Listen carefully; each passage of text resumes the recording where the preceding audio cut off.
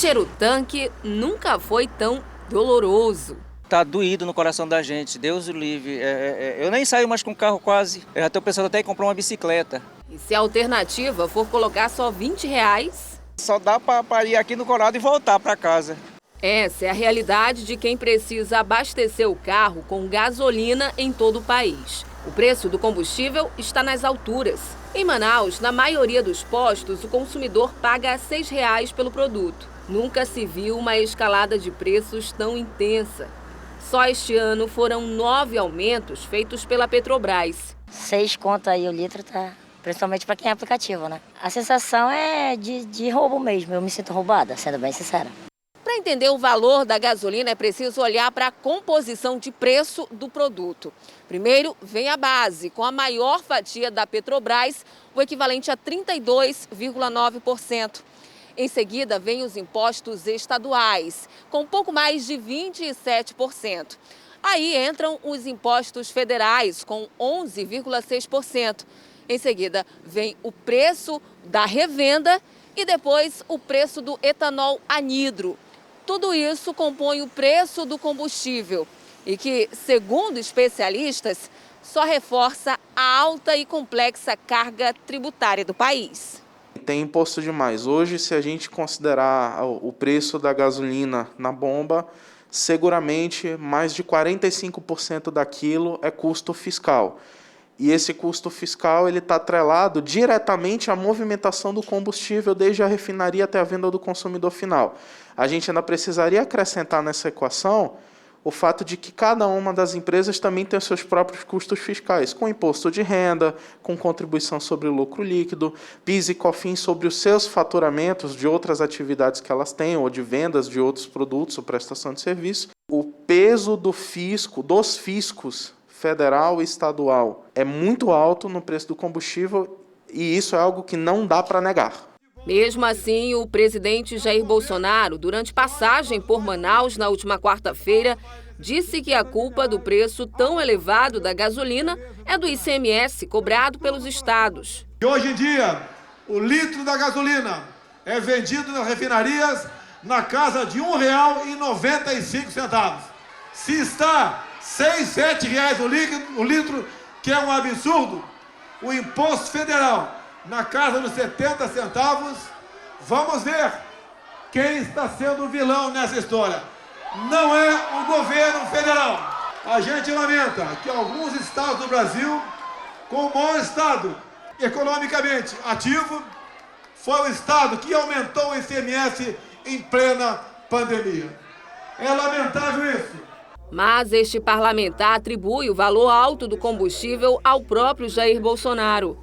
Para ele, o discurso do presidente tumultua o cenário e traz instabilidade ao mercado, que, por consequência, faz o valor do dólar subir ainda mais. Como a Petrobras dolarizou o preço dos combustíveis, é claro que aí o preço do combustível aumenta. Agora, atribuir culpa aos governos estaduais é brincadeira, porque, por exemplo, no Amazonas, é a alíquota mais baixa, que é 25%, e essa alíquota está em vigor há 24 anos, portanto, desde o governo Fernando Henrique Cardoso. Hoje, o ICMS do Amazonas é um dos mais baixos do país. Está fixado há 24 anos em 25%. Na Bahia, por exemplo, o imposto chega a 30,5%. Na última sexta-feira, o governador Wilson Lima respondeu às críticas do presidente, dizendo que reduzir ICMS não é garantia de que o valor do combustível vai baixar. O combustível tem aumentado, mas não é resultado de movimentação na tributação do Estado, porque nós não aumentamos um percentual sequer dos combustíveis e nem do gás. O combustível aumenta por fatores externos, depende muito do preço do barril do petróleo, como ele é vendido mundo afora. O governo federal cobra tributos sobre o combustível, não cobra barato.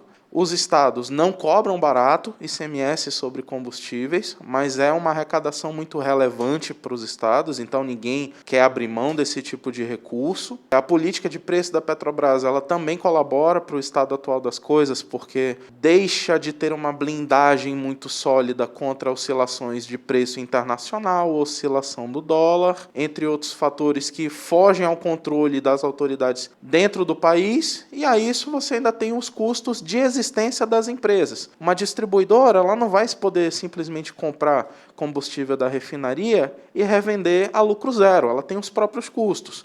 O posto, na hora de fazer a venda ao consumidor final lá na bomba, ele também tem os seus custos, né? Ele precisa embutir alguns centavos a mais para cobrir esses custos e ter alguma margem de lucro. Ninguém necessariamente está transformando a situação numa fonte de lucro abusiva. O advogado tributarista explica que fazer o dólar cair seria uma alternativa, mas isso depende de fatores externos e aponta um caminho: governos federal e estadual cortarem da própria carne e, em conjunto, entrarem em acordo para reduzir a tributação. Se o governo federal e os estados sentassem à mesa e trabalhassem um plano de enxugamento, nem que fosse dos próprios custos ou mesmo um planejamento para fazer a redução dos tributos, acompanhado de alguma medida de amortização, por exemplo, os estados se comprometem a reduzir o ICMS de forma sistemática ao longo de X anos, enquanto a União se responsabiliza por um aumento de repasse da arrecadação federal aos estados para compensar a arrecadação, tudo isso seria, sim, possível nós termos, no fim das contas, alguma redução na bomba.